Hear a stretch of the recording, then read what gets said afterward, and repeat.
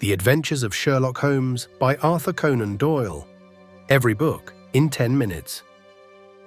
He is the most portrayed literary character in history. For 100 years, real letters from real people arrived at 221B Baker Street, an address that did not exist, asking for help from a man who never lived. Sherlock Holmes is not just a character. He is the closest thing fiction has to a real person. His creator was a struggling young doctor named Arthur Conan Doyle, who wrote stories in his empty waiting room because no patients came. He borrowed the method from his old medical professor, Joseph Bell, a man who could diagnose a stranger's job and past at a glance. Doyle simply asked, what if a man like that hunted criminals? The Adventures is not a novel.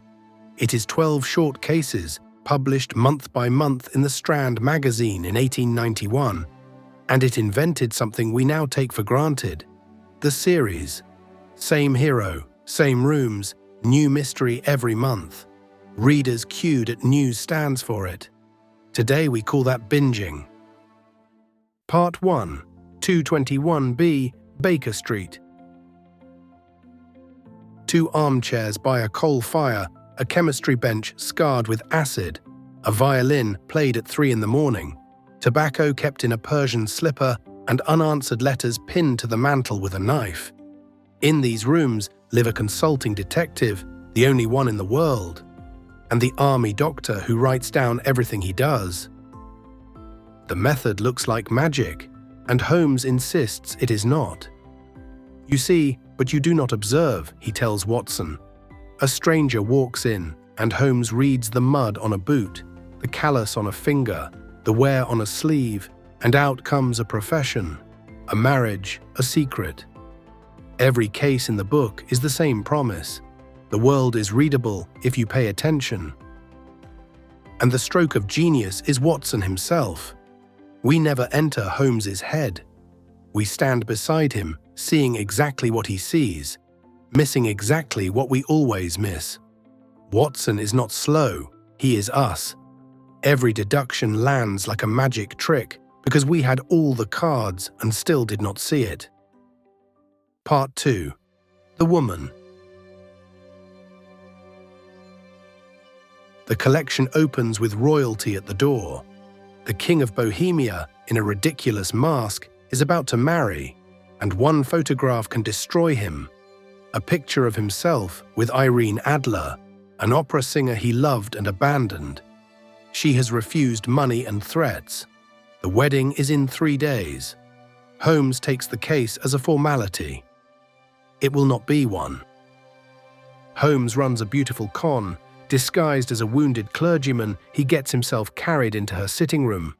Watson, on cue, throws a smoke rocket through the window and shouts fire. And Irene Adler does what every human does in a fire. She glances at the thing she values most. The hiding place is revealed. The case apparently is over. Except that night, a voice wishes him good evening on his own doorstep. By morning, Adler is gone, married to a better man, leaving only a letter and a photograph of herself. She saw through the disguise and outplanned the great detective. Holmes keeps the photo forever, and from then on she is simply the woman. His first defeat and his favorite. Part 3. 2 impossible cases. A pawnbroker with flaming red hair answers an absurd newspaper ad. A league that pays men £4 a week just for having red hair to sit in an office copying the encyclopedia by hand. For 2 months, he copies. Then one morning, a sign on the door: the league is dissolved. He comes to Holmes embarrassed. Holmes can barely contain his delight. Because the absurdity is the point. The league existed for one reason: to keep the pawnbroker out of his own shop every day for hours, while his new assistant dug a tunnel from the cellar into the bank vault next door. Holmes waits in the dark on the night of the robbery. The lesson repeats across the whole book: the stranger the surface, the simpler the crime. Then the collection turns gothic. A young woman dies in a locked room days before her wedding. Her last words, the Speckled Band. 2 years later, her twin sister is moved into the same bedroom, days before her own wedding, and hears the same low whistle in the dark. She runs to Baker Street at dawn, shaking. Her stepfather, a violent doctor from India, keeps a cheetah and a baboon on the grounds.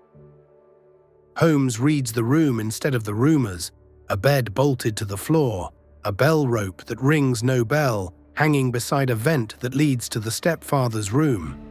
That night, Holmes and Watson wait in the dark, and when the whistle comes, Holmes attacks the rope with his cane, driving back the thing crawling down it. A venomous snake, sent nightly until it killed. It flees home and kills its master instead.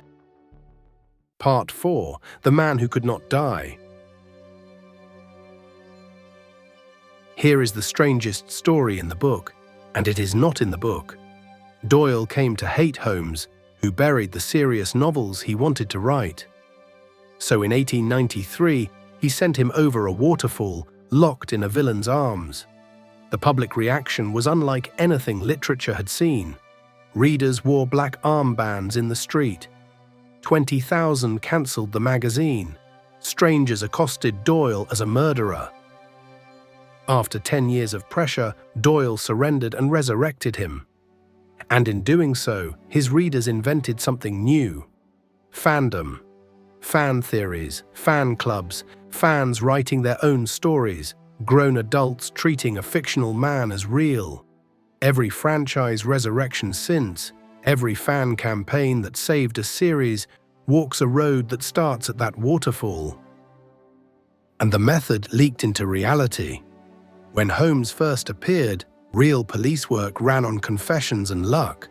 Holmes treated a crime scene as evidence: ash, footprints, typewriters, tan lines. Pioneers of modern forensics openly credited him.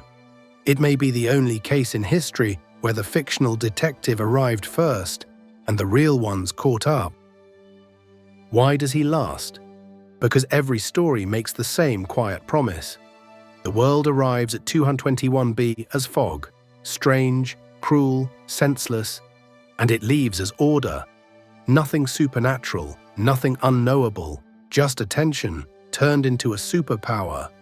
In an age drowning in information, a man who can actually read it is not a period piece. He is a fantasy we still need. Next time, the private notebook of the most powerful man on earth.